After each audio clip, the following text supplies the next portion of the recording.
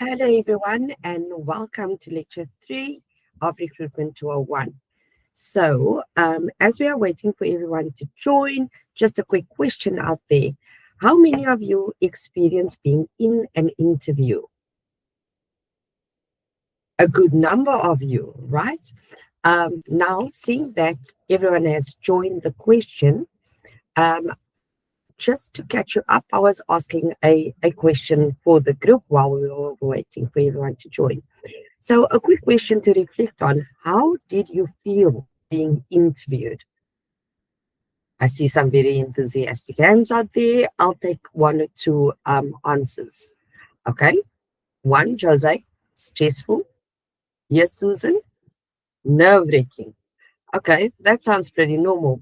Before I get into today's lecture, a quick recap on our previous two sessions.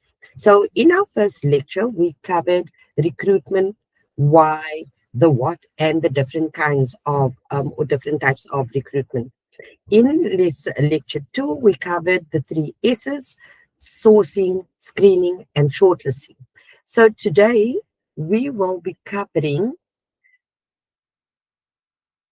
the competency-based questions. Right. So thank you for everyone that has submitted the assignments, and please note that your grades are submitted, are uploaded on the student portals for you to have a look at.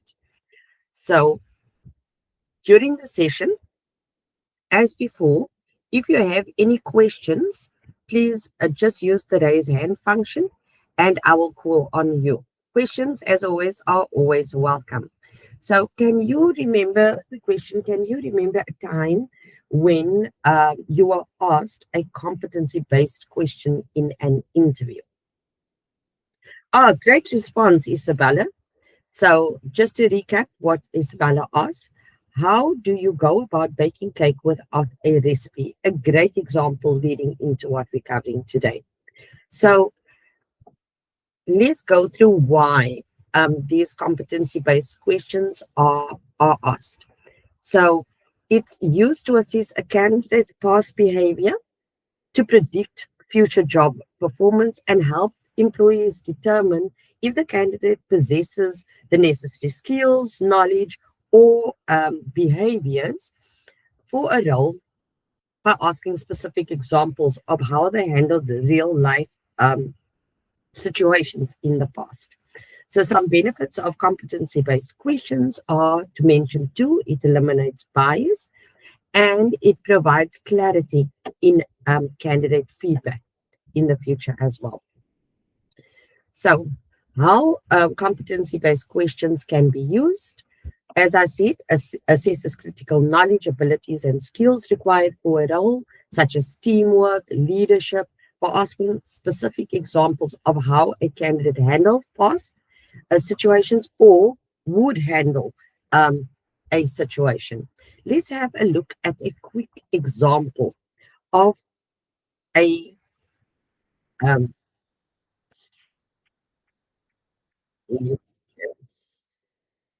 So come on and get in here close so we can be seen in the webcam. Webcam no, get cheek to cheek. Nick, come here, cheek but to don't cheek. crowd me. We can see you guys. Okay, great. You got us? Hi, my name is Billy. Oh, we can hear you fine as well. Oh, great. Good. Billy McMahon. Nick Campbell. I'm Benjamin. Allison, we're going to ask you a few questions that some of our candidates find a little bit odd. Let's get No weird. judgment. Shoot. You're shrunken down to the size of nickels and dropped to the bottom of a blender. What do? You take her flat on your back like Right. You this. just lay back, Lay enjoy stiff that as a board, light as breeze. a feather, Pretend it's a fan. And let those Okay, bad watch this blades one. whip all around you like this. So that was an example of a competency-based question. That is humorous, isn't it? Right. So next will be so for example of competency-based questions, I'll be using 3 popular behaviors.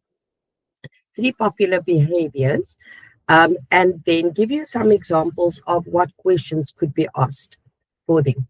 So the first one being testing or assessing for communication, you could use a question, a competency-based question like, tell us about a situation where your communication skills made a difference, or give us an example of where your listening skills proved crucial to an outcome. To assess teamwork, you could either ask, tell us about the time when communication and personalities became an issue during during a team project, and what was your role and what was the outcome. Alternatively, another example could be, give us an example of when your family or team motivated you. How did this gesture enhance your performance? Then, assessing flexibility, possible examples of competency-based questions could be, how have you coped with changes in management or processes? Tell us about the time when you had to change methods to reach a goal. Or an example like, tell us about the time you had to work with a difficult colleague or friend. So now what we are going to be doing, I emailed you at the start of the lesson. Please check your emails. I've emailed you examples of 2 job ads. The one being a cath lab nurse specialist based in Kenya, and the other one of a commie chef based in Dubai. Now, what we are now going to do is we're going to go into breakout rooms where you are randomly selected.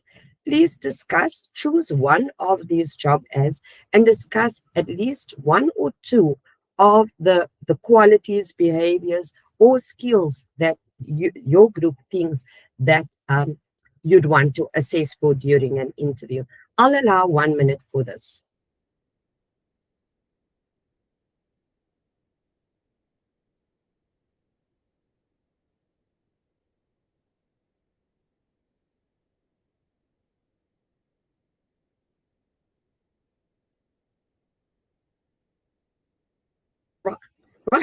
Right. So how was that session?